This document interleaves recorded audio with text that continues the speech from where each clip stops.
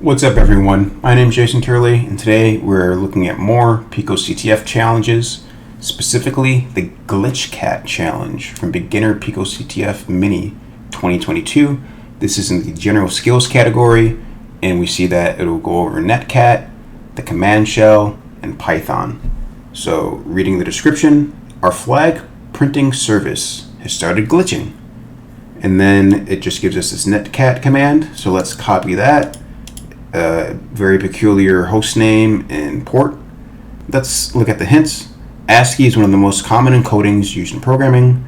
Hint number 2, we know that the glitch output is valid Python somehow.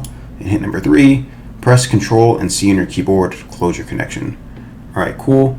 So let's go over to our terminal now and paste in that command we copied from earlier. It gives us what looks to be the beginning of a flag.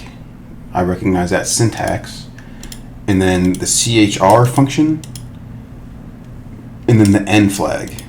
So our goal, like all these pluses, so these are probably printing out one letter, like one character, and it's combining it all into a flag. So we need to figure out what this means, and we need to figure out what those letters are, what those characters are that compose the flag. So I could Google CHR Python if we're not sure what that means, or you can use Python to figure it out for you. So I can say help CHR, help on built-in function CHR. So it returns a Unicode string of one character with between this big range. So I can manually say CHR OX61, and that's the letter A. So the first character we're missing is A.